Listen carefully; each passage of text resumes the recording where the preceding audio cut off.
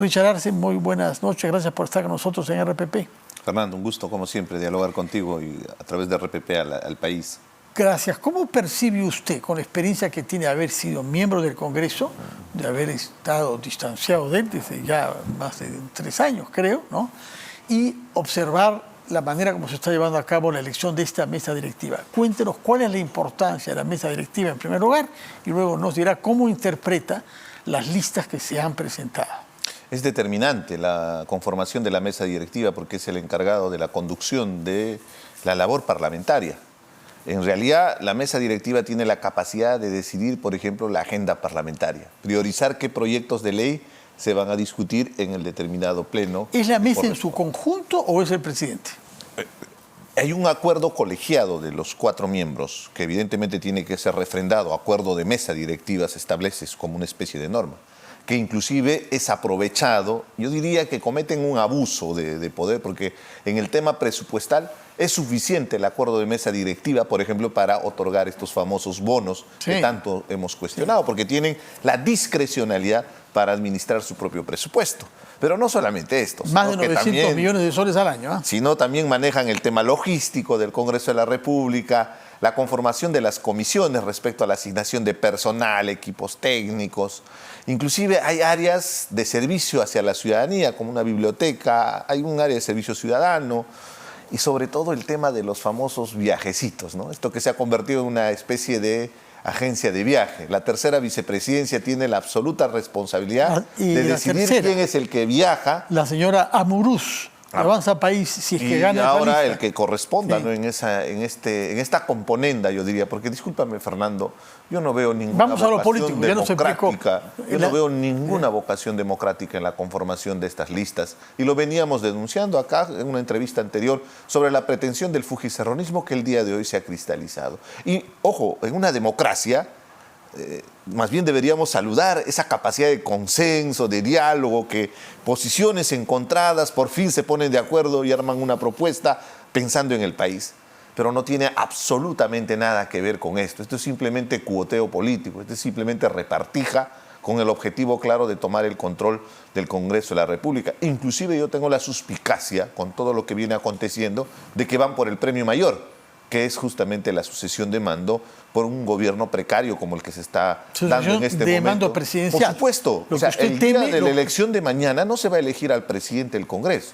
Lo que están peleando es que van por el premio mayor y están pretendiendo ser la alternativa en un proceso de sucesión que se podría dar. ¿Pero usted cree que esas 6 bancadas que respaldan la lista del señor Soto, por ejemplo, quisieran que el señor Soto sea presidente de la República? Ahí yo tengo una ligera suspicacia, porque se ha juntado el cerronismo y el fujimorismo.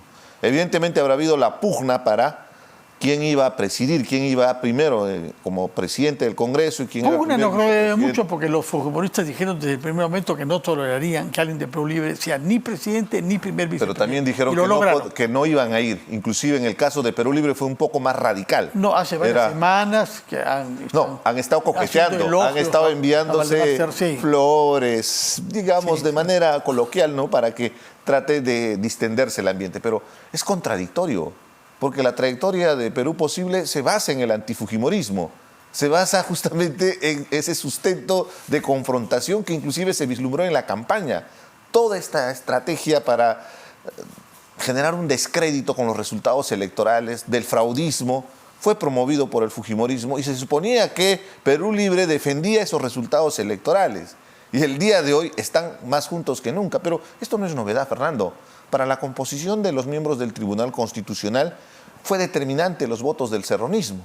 Y se puede entender porque ahí entra otra suspicacia, ¿no? Tú sabes bien que Vladimir Cerrón está buscando un habeas corpus porque está sentenciado, ya su sentencia está definida, ya no hay más instancia más que tal vez solicitar, como te digo, un habeas corpus y que el Tribunal Constitucional le podría otorgar para tener la posibilidad de seguir participando en política, pero tiene 10 procesos más. Pero de la misma manera, la elección del defensor del pueblo, que no tiene ni siquiera el perfil, no tiene las condiciones, las cualidades para asumir y lo han asignado justamente esta vez ¿con quién? Con el apoyo del fujimorismo. Entonces ahí se va dándose cuenta uno que hay una especie de componenda. Se han ido contra las reformas del transporte, contra la SUNEDO. Fíjate lo que está significando el día de hoy la SUNEDO, una elección inclusive del nuevo director de la SUNEDO, que es un proceso irregular para su nombramiento, como ya lo han manifestado varios rectores. Y ni qué decir de la colaboración eficaz, ¿no?, que nos está permitiendo el día de hoy conocer todos los tinglados de la corrupción de Pedro Castillo. ¿Ha leído usted con nosotros el tuit de Vladimir Cerrón, con el que ha discutido alguna vez acá en RPP hace algunos años? Y ha escuchado también a la señora Ruth Luque. ¿Qué conclusión saca de lo que está pasando en el Congreso? Que el fin justifica los medios, lo que nos quiere decir la congresista Luque. Una decepción más, porque tal como criticamos al fujicerronismo, y la plancha que se está presentándose, de la misma manera Aragón es parte de los niños, está siendo investigado. ¿Cómo que no tiene que ver una cosa con otra? ¿Dónde está la dignidad del país, Fernando? Lamentablemente ese es el tipo de trato, porque son radicales en su posición para cuestionar al adversario, al que no está de acuerdo con ellos. Pero si hay una componenda para algún tipo de beneficio, como en este caso ganar una segunda, tercera vicepresidencia, no importa que sean los niños, ¿no? Y vamos a avalar y vamos a tener a un niño de presidente del Congreso de la República. Y si mañana defenestran a la señora Boluarte, va a ser presidente de la República. ¿Te das cuenta, Fernando? La irresponsabilidad, la negligencia.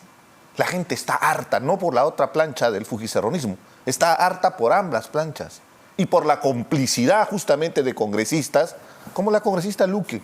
Hay gente que es reconocida por su accionar, que tenía una trayectoria, pero están callados durante este tiempo y no dicen absolutamente nada en esta complicidad de seguir blindando a mochasueldos, ¿Quiénes, por ejemplo, a traficantes? Hay varios congresistas que destacan en su discurso, en su posición. Por ejemplo. Pero de todas las bancadas, desde la derecha, en Avanza País, los dos jóvenes me parecen muy interesantes. Adriana Tudela claro, y el señor igual en este caso, en la bancada de Juntos por el Perú, me parece gente muy valiosa. Pero ¿por qué no salen al frente a defender? No están defendiendo están defendiendo al país.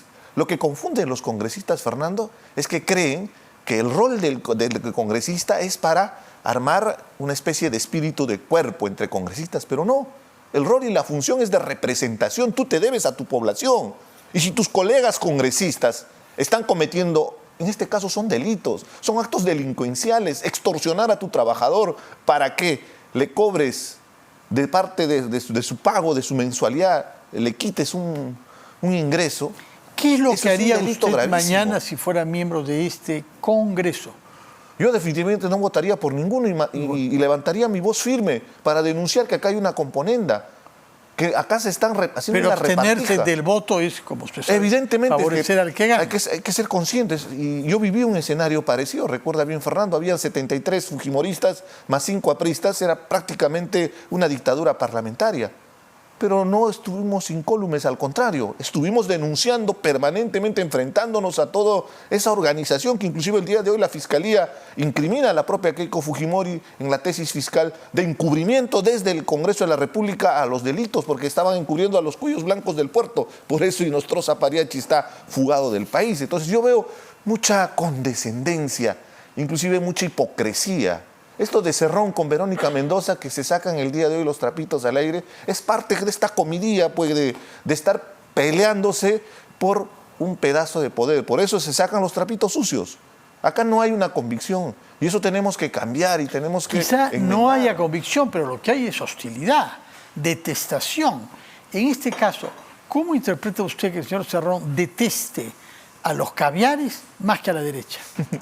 Pero eso mismo decía de Keiko Fujimori. Yo recuerdo muy bien, y mi artículo, que justamente está publicado en un periódico, recordaba las voces de Keiko, que afiebrada, yo diría en plena campaña, hacía reminiscencia a nuestra época de niñez buscando al lobo, ¿no? En ese caso buscando a Cerrón. Cerrón, ¿dónde está Cerrón? ¿Por qué hacía eso? El día de hoy entiendo. Yo sé que estoy haciendo una especie de ironía, pero con objetividad, Fernando. Supuestamente son el agua y el aceite, y que tienen posiciones contrapuestas, y que no podrían llegar a un consenso, supuestamente. Pero se han juntado para destruir la institucionalidad del país. Y se juntan en esta instancia porque están buscando un pedazo de la torta del poder. Acá no hay ninguna convicción, no hay ningún convencimiento de querer servir y atender los múltiples problemas. Hay una crisis política de representación. No son los temas judiciales. Ese es el otro tema. Ahí viene. Por supuesto que sí. Interpretan más bien. Por supuesto que sí, porque para la Fiscalía, tanto Fuerza Popular como Perú Libre son presuntas organizaciones criminales. Y sus líderes están siendo investigados. Y en el caso de Cerrón está sentenciado por corrupto y ladrón. En el caso de Keiko Fujimori ya tiene un proceso ya muy avanzado, están en la etapa de juicio oral, que probablemente va a terminar con una condena. Entonces utilizan como aparato sus congresistas para poder, en este caso, arremeter, por ejemplo, contra el propio sistema de justicia y para copar espacios para después buscar beneficios. Seamos claros, ¿por qué no salen los congresistas que no tienen nada que ver con esto a denunciar estas acciones que se vienen dando desde el Congreso de la República? Porque es más que evidente la componenda para encubrir. Ya no es ese viejo adagio, Fernando, de otorongo no come otorongo. El día de hoy es mochasueldo no come a mochasueldo. Por eso es que inclusive desde la presidencia del Congreso de la República les otorgan un bono a los trabajadores. ¿Para qué? Para parchar, pues, para decirle a los trabajadores, ya no estén denunciando, que les vamos a dar más bonos. Pero esa plata, ¿de dónde sale, Fernando? No sale de los bolsillos. Lo último, el mismo servicio que tienen para hacer el trabajo de Contraloría que hay en todas las instituciones de control interno. La única institución en el país es el Congreso, donde ellos no rinden cuenta al Contralor General de la República, rinden cuenta a esa mesa directiva. O sea, si hay algún delito, si hay cualquier denuncia de parte del especialista, de evaluar cualquier tipo de estas denuncias, no va a denunciar a través de la Contraloría, va a denunciar a la mesa directiva. O sea, van a ser juez y parte. Tienen todas esas prerrogativas y por eso es que la gente le causa mucha indignación, ¿no? En vista de esta crítica severa a unos y otros, a los miembros de ambas listas, a lo que subyace tras las motivaciones de los miembros de ambas listas, es decir, la que encabeza el señor Aragón y la que encabeza el señor Soto, ambos cusqueños por lo demás, ¿no? ¿Qué es lo que se puede prever durante el año que comienza el 28 de julio? Durante el año parlamentario. Se va a agudizar la crisis, se va a profundizar la crisis. Lo de la movilización del 19 es un hito para el inicio de una nueva etapa de manifestaciones, que no necesariamente van a ser manifestaciones masivas, pero estamos entrando a una etapa de crisis política y se está viéndose por la precariedad que existe en el Ejecutivo y sobre todo el descontento que hay de la población con el Congreso de la República. Tienen 6% de aprobación. Y si restamos el margen de error estadístico, que es 5%, probablemente estarán en el 1%. Y podemos constatarlo en la calle. Yo que viajo por todo el Perú, la gente está hastiada, siente asco, disculpándome el término, Fernando, por los congresistas, porque ya no es que hemos tocado fondo, es que no hay fondo en el Congreso. Entonces, cada día nos vienen sorprendiendo con cada acto de ignominia que cometen en contra de los intereses del país. Por eso no genera ningún tipo de expectativa. Mañana lo que vamos a ver es un simple espectáculo de repartija de poder, de angurrias políticas, donde son capaces de vender su alma al diablo para llegar a sus objetivos políticos mezquinos en contra de los intereses del país. Usted ha mencionado la marcha del 19 de julio y conocedor que usted es de las regiones de nuestro país, ¿por qué es que no vinieron a esa marcha los cocaleros del Braem y más bien sacaron un comunicado unos días antes anunciando claramente de que no respaldaban esa marcha? Pero no solamente los cocaleros, pero, digamos, en realidad no hubo una movilización masiva como se dio, recuerda bien, en enero, caso, creo que fue la última semana de enero. Pero en este caso hay una actitud hostil. No Lo que pasa es que hubo serios cuestionamientos a la rendición de cuentas de esas movilizaciones, porque hubo solidaridad ciudadana para contribuir en el financiamiento de los gastos. También hubo infiltración de economías ilegales, eso es innegable, pero la ciudadanía apoyó para que vengan a él. Muchos de esos dirigentes nunca rindieron cuentas y más bien terminaron en escándalos porque dispusieron esos dineros. Pero lo concreto, Fernando, toda esta situación de la conflictividad los está salvando al Congreso y al Ejecutivo variables exógenas que no tienen absolutamente nada que ver con sus estrategias que ellos han venido desplegando. Para empezar, el calendario agrícola. ¿Por qué en enero la manifestación era fuerte? Porque justamente es un periodo donde no hay actividad agrícola. De los agricultores, sí. Pero ahora en este momento la gente está trabajando en el campo. Y Ellos necesitan trabajar. Además, estamos viviendo una situación muy complicada en el Cusco con el turismo. La gente necesita reinsertarse a la economía en Andahuaylas. El pequeño empresario, el pequeño productor estaba desesperado porque tiene miedo al bloqueo de las carreteras.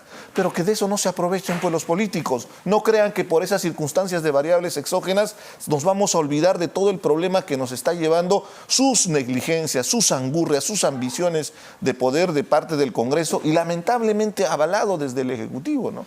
Terribles mensajes como lo del Premier de asociar, creando un psicosocial con el tema de la camarada Vilma como si fuera la responsable de la movilización. Lo único que hace es empoderar a radicales. ¿Para qué? Para que justamente tomen cuerpo, para que tengan espacio este tipo de posiciones radicales. Cuando lo transparente es que desde el gobierno lleguen a esa población. ¿Qué ministro has visto agarrar su mochila e ir al campo a buscar a la población? Sí, ha habido una puna, ha habido algunos, comenzando por la de vivienda, la señora Cuellar. Casi siempre lo que ellos han manifestado es que no hay las condiciones para poder ir. No, algunos han ido. Han tratado, pero no ha habido esa estrategia de estar ahí permanentemente. Si tienes un conflicto, se ha suspendido en el mes de febrero, tenías marzo, tenías abril, mayo, junio, para desarrollar toda una estrategia de acercarte a la población. Muchos dirigentes puneños que querían dialogar. Pero no solamente es Puno, hemos visto lo que ha pasado con el alcalde, que conversó y que lo han hecho ponerse de rodillas. Es un ambiente de mucha beligerancia, pero no solamente es Puno. El día 19 la mayor manifestación con consecuencias ha sido Huancavelica. Y Huancavelica no estaba en el paneo que han hecho para identificar regiones. Y de la misma manera puedo hablar de mi región en Apurímac. Y lo que están esperando, justamente, tú que conoces también el mundo andino, podemos estar con el dolor en el alma de las muertes que están buscando justicia y que saludamos las decisiones de la Fiscalía, de todo el proceso que tiene que seguir. Pero hay un tema de fondo. Los pueblos andinos trabajan mucho la reciprocidad. Dentro de su propia identidad, de su cosmovisión andina, saben perdonar en el buen sentido. O sea, ¿a qué me refiero? Tú vas, de repente te van a cerrar la puerta la primera vez, pero si tú insistes y además estás trayendo proyectos de desarrollo, te van a abrir la puerta. Y lo he vivido en carne propia cuando ha habido paros en Andahuaylas, que son paros que realmente paran toda la población. Pero cuando llegaba la comisión de alto nivel, mi población les recibía y les entregaba su poncho, les entregaba su sombrero. Yo renegaba en lo personal porque decía, ¿para qué le das un regalo? Primero nos sentamos, vamos a dialogar y después de eso les entregas. Pero es parte de nuestra forma de ver el mundo. Por eso te hablo mucho de la reciprocidad. ¿Por qué no se aprovechó inclusive ese tema intercultural para poder entrelazarnos, inclusive sabiendo que la presidenta es una mujer que viene de pueblos andinos, que es apurimeña? Sí, entonces ahí hay serios problemas, pues. Pero dicen que el quechua que hablan no gusta mucho en Apurímac, ¿eh? No, lo que pasa es que en Apurímac hablamos varias variantes de quechua. Yo, por ejemplo, hablo la variante de Andahuaylas. Y la señora más bien Ayacucho, Chanca, sí. Y los de Chalhuanca, Abancay, inclusive la parte de Cotabamba se hablan la variante Cusco-Collao, ¿no? El quechua gutural que hablan con la garganta, ¿no? Pero nos entendemos, Fernando, nos entendemos. En el mejor de los escenarios, en vista de estas circunstancias políticas que son las que hay, ¿qué es lo que podría soñar usted para nuestro país durante los 12 meses que vienen? Es un acuerdo político para buscar una salida. Y yo se lo dije personalmente, no estoy pecando de infidencia, pero yo le dije claramente a la presidenta que ella tenía que entender que tenía un rol, que era un gobierno de transición y que la estrategia de su gobierno debía centrarse en un proceso que nos permita una salida ordenada a toda esta crisis política que se había originado con toda la corrupción que se ha armado con Pedro Castillo. Presentó un proyecto y hasta 2 para adelantar las elecciones. Pero no hubo la voluntad. Y había mecanismos constitucionales para justamente meterle presión al Congreso de la República. Hay mecanismos constitucionales para hacerlo. Una alternativa era esa. Más o menos la única. No, pero no solamente eso, había muchos mecanismos. No tiene bancada, pero ¿cuál fue la estrategia? Respaldo. ¿Cuál fue la estrategia? Buscar de aliados a las bancadas del Congreso de la República, que parece lógico. Pero se pliega un árbol que no te da sombra, pues, porque el Congreso está totalmente desprestigiado. Y además los congresistas tienen la convicción de quedarse hasta el 2026. Entonces, no nos ayuda pues, en esta estrategia de salir ordenadamente. Entonces, estamos viviendo en este momento, Fernando, una crisis de representación política. La gente a eso se añade una crisis económica. Por eso es que, exactamente, a eso quería llegar. Que va germinando y que se expresa naturalmente en una caída de nuestro producto, pero sobre todo en el aumento de la pobreza, señor Arce. Y la inseguridad alimentaria, que ya salió hace 2 semanas, donde el Perú está en el primer lugar de inseguridad alimentaria. súmale a los problemas serios que ha generado la irresponsabilidad del gobierno de Pedro Castillo de no haber comprado la urea, e inclusive los problemas de la naturaleza. Ha caído la helada, ha caído el friaje en la sierra, en el sur andino. Sí. ¿Y qué ha significado? Para graficarte, Andahuaylas, que es productor de papa, que es muy reconocido a nivel nacional, solo está al 40% de su capacidad productiva. ¿Tú sabes lo que eso va a significar? Por el frío, por las heladas. Por las heladas, por la urea y sobre todo por todos estos problemas. Los problemas sociales también han afectado. Carreteras. Evidentemente. Entonces, súmale a lo que han anunciado inclusive como algo mundial, que va a haber una crisis alimentaria. En realidad el cóctel está preparado para un momento de mucha dificultad. Entonces, en ese escenario tenemos crisis política. Nuestra economía está ralentizada. Ya se habla de una recesión. O sea, todas las proyecciones que ha hecho el propio BCR de crecimiento, el Ministerio de Economía, cada vez vienen reduciendo porque el crecimiento se va a ir reduciendo.